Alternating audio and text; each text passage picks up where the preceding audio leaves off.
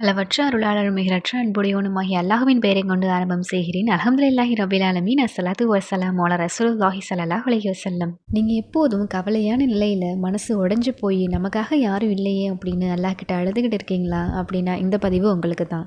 நம்மளோட வீடியோஸ்லாம் இங்கிலீஷ்லயும் வேணும்னா கமெண்ட்ல சொல்லுங்க. If you want our videos in English also give a comment in the comment box. நீங்க தனியா இல்ல. உங்க கண்ணீர கூட ஒண்ணு ஒண்ணா எண்ணி வைக்கிறதுக்கு ஒருத்தன் இருக்கான். அவன் தான் அல்லாஹ் தஆலா. இந்த உலகம் அப்படிங்கிறது ஒரு சோதனைக்கான இடம் தான். குர்ஆன்லயே கூறப்பட்டிருக்கு.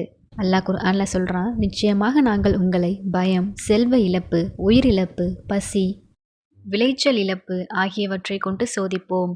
இன்னும் நீங்கள் பொறுமையானவர்களுக்கு நற்செய்தி கூறுங்கள். சூரா பக்ரா 155வது வசனம். அதாவது நீங்கள் அனுபவிக்கும் கஷ்டங்கள் எல்லாம் தண்டனை அல்ல, அது அல்லாஹுவின் சோதனை. சோதனை வருவது அல்லாஹு தாலா உங்களை மறந்ததாக அர்த்தம் அல்ல, அவன் உங்களை உயர்த்துவதற்காகவே சோதனையை கொடுக்கின்றான். நிச்சயமாக நாம் அனுபவிக்கும் வழிகள் வீணாகாது. நபி ஸல்லல்லாஹு அலைஹி வஸல்லம் அவர்கள் கூறினார்கள், ஒரு முஸ்லீமுக்கு வரும் சோதனை, வலி, துக்கம், கவலை, காயம் சிறிய முள் குத்தினால் கூட அதனால் அல்லாஹு தாலா அவரது பாவங்களை மன்னிக்கின்றான். ஆதாரம் புகாரி. அதனால் நீங்கள் அனுபவிக்கும் வழிகள் உங்களை சுத்தமாக்குகின்றது.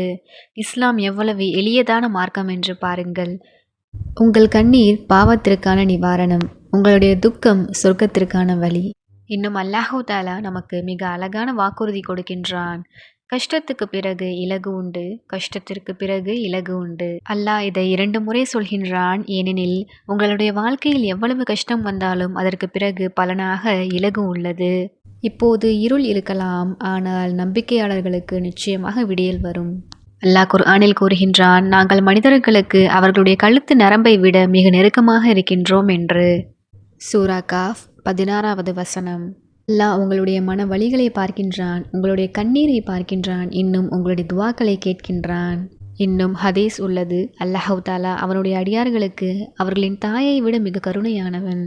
உலகம் உங்களை விட்டு போகலாம், ஆனால் அல்லாஹ் ஒருபோதும் உங்களை விட்டு போக மாட்டான். நீங்கள் அழுத்தத்தில் இருந்தால் துவா செய்யுங்கள், அல்லாஹ்விடம் மனதை திறந்து பேசுங்கள், அஸ்தக்ஃபிருல்லாஹ் என்று அதிகமாக சொல்லுங்கள். இன்னும் அல்லாஹ்வை நம்புங்கள்.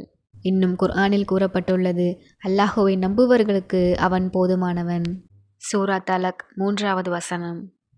நினைவில் வைத்துக் கொள்ளுங்கள், அவனே நமக்கு சோதனையை கொடுக்கின்றான், அவனே அதிலிருந்து வெளிவருவதற்கு வழியையும் கொடுப்பான். நம்பிக்கையாளர்களுக்கு மட்டுமே அல்லாஹு தாலா அவருடைய அருள்களை பொழிவான். சோதனைகளை கண்டு எப்பொழுதும் துவண்டு போகக்கூடாது. ஒரு கடுகளவு சோதனை வந்தால் கூட அதை அல்லாஹ்விடம் கூற வேண்டும். அவன் நிச்சயமாக சரி செய்வான் என்று நம்ப வேண்டும் என்று நினைவில் கொள்ளுங்கள். ஏனென்றால் துவா மட்டும் கேட்டால் பத்தாது, அவன் மீது நம்பிக்கை கொள்ள வேண்டும். தொழுதுட்டோம், ஓதிட்டோம், துவா கேட்டுட்டோம், திக்ர் செஞ்சிட்டோம், அவ்வளோதான், அல்லாஹு தாலா நம்மளுடைய துவாவை கபூல் செஞ்சிருவான், நம்ம சோதனைகளை நீக்கிடுவான் அப்படின்னு நினச்சி இருக்கக்கூடாது. அவன் மேலே நிச்சயமாக முழு நம்பிக்கை வைக்கணும். ஏன்னா இந்த உலக மக்களால் முடியாததை கூட அல்லாஹு தாலா மட்டுமே செய்வான்.